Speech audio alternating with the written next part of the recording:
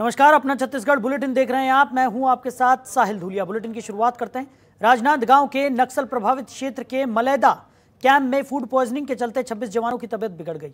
फिलहाल सभी जवानों को इलाज के लिए खैरागढ़ अस्पताल में भर्ती कराया गया है, जहां उनकी हालत खतरे से बाहर बताई जा रही है। वहीं इस खबर की पुष्टि सीएमएचओ ने की है। बता दें कि मलेदा कैंप में खाना खाने के बाद आईटीबीपी के जवानों की तबीयत बिगड़ने लगी थी, जिसके बाद 21 जवानों को अस्पताल में भर्ती कराया गया, जिसके बाद स्वास्थ्य विभाग की टीम ने मलेदा कैंप में कैंप लगाकर स्वास्थ्य परीक्षण किया।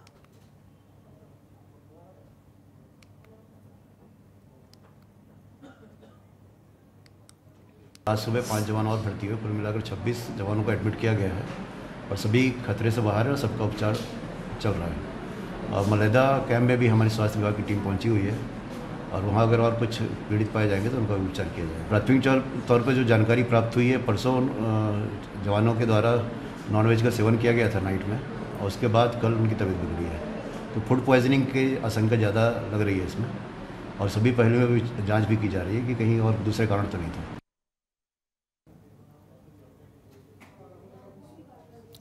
खबर पर ज्यादा जानकारी के साथ हमारे सहयोगी कमलेश हमारे साथ जुड़ गए हैं। कमलेश, क्या कुछ निकलकर सामने आ रहा है जिस तरीके से 26 जवानों की फूड पॉइजनिंग के चलते तबीयत बिगड़ गई? बेस कैंप है, यहाँ आईटीबीपी और सीएफ के जवान तैनात है। कल देर रात इन्होंने जो भोजन किया उसमें वो नॉनवेज खाया हुआ था, जिसके चलते इनकी तबीयत बिगड़ी और इन्हें खैरागढ़ के सामुदायिक स्वास्थ्य केंद्र में भर्ती किया गया।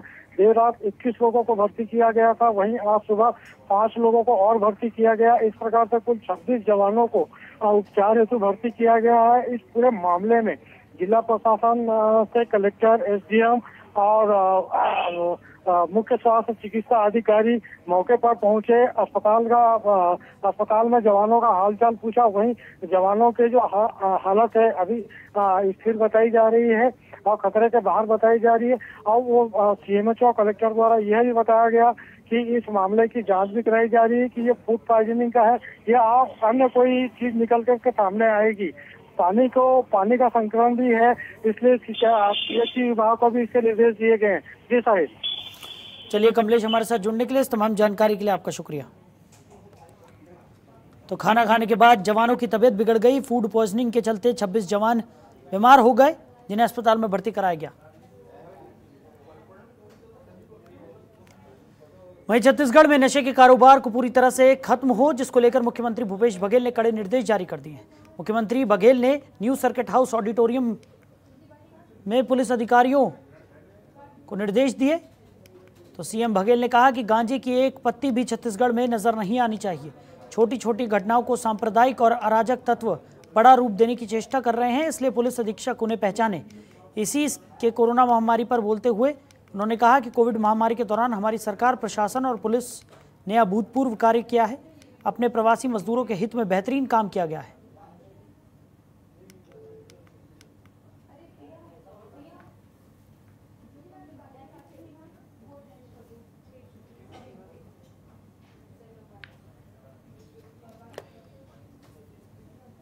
खबर पर ज्यादा जानकारी के साथ हमारे सहयोगी मनमोहन नेताम हमारे साथ जुड़ गए। मनमोहन, क्या कुछ निकलकर सामने आ रहा है जिस तरीके से सीएम भूपेश बघेल काफी ज्यादा सख्त नजर आए नशे को लेकर?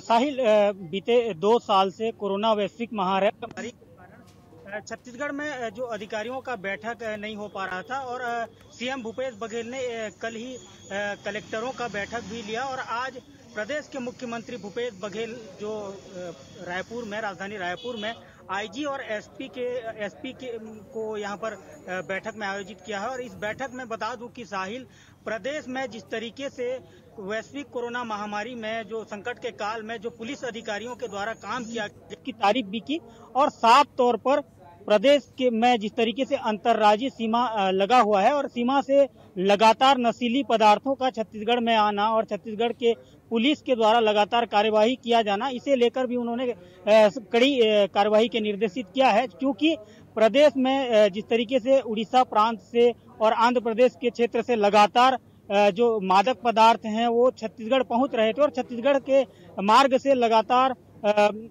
यूपी एवं महाराष्ट्र जा रहे थे। तो इन तमाम तरह के जो नशीली पदार्थ है इसके रोकथाम के लिए भी उन्होंने बात कही। और एक बात बता दूं साहिल की छत्तीसगढ़ में जो पुलिस अधिकारी 2.5 वर्षों से एक ही थाने में पदस्थ हैं उन्हें हटाने का भी उन्होंने सख्त निर्देश किया है। और आईजी और एसपी को उन्होंने सख्त निर्देश दिया है कि वो जमीनी स्तर पर जाएं और पब्लिक है जो जनता है उनसे वो 1-to-1 चर्चा करें।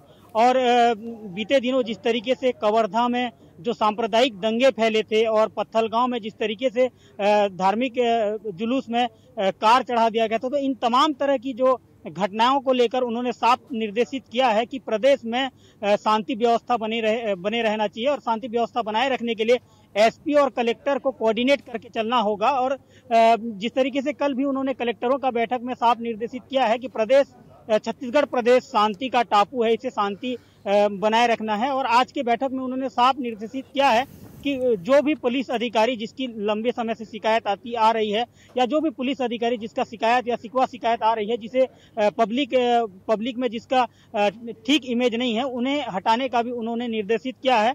और एक बात बता दूं साहिल की प्रदेश के मुख्यमंत्री भूपेश बघेल आज उन्होंने साफ निर्देशित किया है कि प्रदेश में जो पुलिस की छवि है वो बेहतर ढंग से रहे और पुलिस की छवि कहीं भी खराब नहीं होनी चाहिए। तो इन तमाम चीजों को लेकर आज मुख्यमंत्री भूपेश बघेल ने आईजी एसपी रैंक के अधिकारियों का बैठक लिया है। साहिल मनमोहन, वहीं अगर बात की जाए जिस तरीके से अब सीएम भूपेश बघेल की तरफ से निर्देशित यहाँ पर अधिकारियों को कर दिया गया है और नशा मुक्त छत्तीसगढ़ रहे, इसको लेकर भी तमाम कदम उठाने के निर्देश यहाँ पर दिए गए हैं, उसके बाद क्या रणनीति रहेगी जिसके तहत अब प्रशासन में कार्रवाई होगी?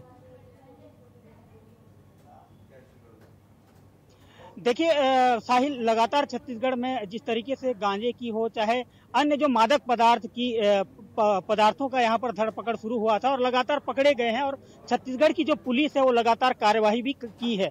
लेकिन सीएम भूपेश बघेल का ये कहना है कि छत्तीसगढ़ प्रदेश में गांजे का एक भी पौधा नहीं दिखना चाहिए, क्योंकि जिस तरीके से मादक पदार्थों का यहाँ से छत्तीसगढ़ प्रदेश से अन्य प्रदेश ले जाया जाता है तो उसे लेकर उन्होंने ठोस कार्यवाही के निर्देश किया है। मैं बता दूं साहिल की छत्तीसगढ़ के गरियाबंद में कल ही लाखों का गांजा पकड़ा गया है। तो इन तमाम चीजों को लेकर उन्होंने निर्देशित किया है कि मादक पदार्थों का किसी भी तरीके से छत्तीसगढ़ में नहीं बेचना चाहिए। छत्तीसगढ़ में बिल्कुल इस पर नकेल कसी जाएगी। और एक महत्वपूर्ण बात बता दूं साहिल कि छत्तीसगढ़ में जिस तरीके से अभी जो कार्यवाही हुई है उस कार्यवाही को लेकर भी उन्होंने और ठोस कार्यवाही करने के निर्देशित किया है। और आगामी दिनों में अब पुलिस किस तरीके से कदम उठाएगी और किस तरीके से सीएम के इस निर्देश का अमल करेगी यह तो देखने वाली बात होगी। बहरहाल सीएम के इस निर्देश के बाद पुलिस महकमा में भी खलबली मच गई है, क्योंकि 2.5 साल से जो पुलिस अधिकारी एक ही थाने में पदस्थ है उसे हटाने के लिए भी उन्होंने निर्देशित किया है। तो कहीं ना कहीं छत्तीसगढ़ के जो मुखिया हैं भूपेश बघेल का जो निर्देश है काफी असरकार होगा और आगामी दिनों में छत्तीसगढ़ में जिस तरीके से नशीली पदार्थ है उस पर भी नकेल कसे जाएंगे और इस पूरे मामले को लेकर सीएम भूपेश बघेल ने सख्त निर्देश दिया है। जी चलिए मनमोहन, हमारे साथ जुड़ने के लिए, इस तमाम जानकारी के लिए आपका बहुत शुक्रिया। तो बढ़ते हैं आगे। रायगढ़ में उसरौट खुदकुशी मामले में कोतरा रोड पुलिसकर्मी समेत 2 अन्य पुलिस ने मामला दर्ज कर लिया है और मृतक के परिजनों की शिकायत पर एसपी ने पुलिसकर्मी चंद्रा को निलंबित कर रमेश कुमार और नमो पटेल पर एफआईआर दर्ज कर जांच के आदेश दे दिए हैं। दरअसल उसरौट में आदिवासी युवक ने फांसी लगा ली थी और बता दें कि इसलिए कहना कि पैसे मांग और प्रताड़ना का आरोप यहां पर लगाया गया। वहीं अभिषेक मीणा के निर्देश पर 3 लोगों के खिलाफ मामला दर्ज कर जांच शुरू कर दी गई है। कल उसरौट में एक युवक ने फांसी लगाकर सुसाइड किया था, तो उसमें परिवार वालों का शंका था कि कुछ लोग इन्वॉल्व हैं, तो उनके आवेदन पर से मर्ग जांच लिया गया था और उसके साथ ही कुछ लोगों का इन्वॉल्वमेंट जब परिवार द्वारा बताया गया तो 3 लोगों के खिलाफ में एफआईआर भी दर्ज किया गया है और मामले की विवेचना जारी है। 3 लोगों के ऊपर हुआ है, एक नमो पटेल है, दूसरे हैं रमेश सिदार और चंद्रा पुलिस। हाँ, एक पुलिस कर्मी है कोतरा रोड में चंद्रा। खबर पर ज्यादा जानकारी के साथ हमारे सहयोगी शेष गुप्त हमारे साथ जुड़ गए हैं। शेष चरण, क्या कुछ निकलकर सामने आ रहा है? आदिवासी युवक ने आत्महत्या यहां पर कर ली थी और पुलिस पर भी आरोप लगाया गया था। आपको बता दूं कि ये मामला उसरौट की है, ये कोतरा रोड थाना के अंतर्गत आता है। गत दिवस ये जो युवक है उसके खिलाफ में एक व्यक्ति ने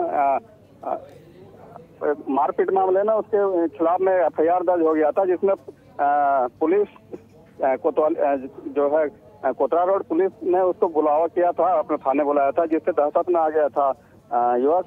और जो एएसआई चंद्रा है उनके साथ जो है उनका परिजनों का कहना है कि उसके साथ प्रताड़ना की गई, जिसके चलते उसने फांसी लगा ली और दीवार में भी लिख दिया था कि उसके साथ जो एएसआई चंद्रा है और आपका नमो पटेल है, इनके खिलाफ में उसने साफ लिख दिया था दीवार में, और इसी के चलते मैं आत्महत्या कर रहा हूँ। और उसके परिजन सीधे एसपी ऑफिस पहुंच गए उसको लेकर, और घटना में सीधे आरोप लगाए कि एएसआई चंद्रा और जो है कोतरा रोड पुलिस वाले पैसे की मांग कर रहे हैं, जिससे प्रताड़ित होकर के उसने आत्महत्या कर ली है।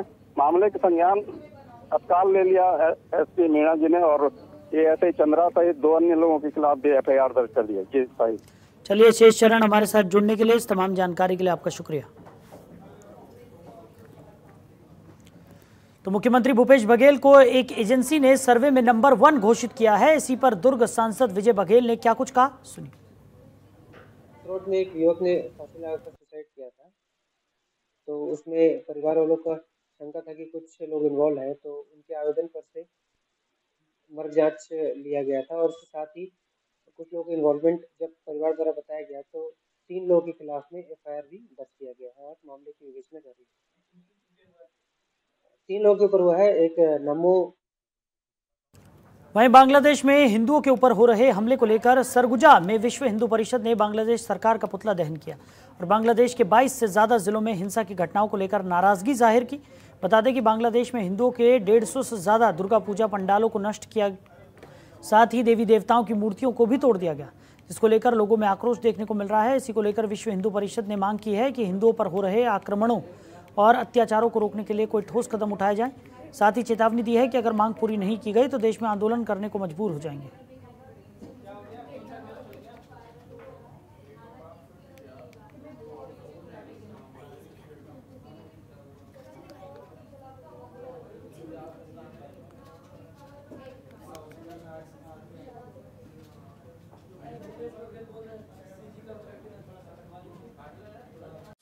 खबरों के निष्पक्ष विश्लेषण के लिए सब्सक्राइब करें Janatantra TV and press the bell icon. Never miss any update.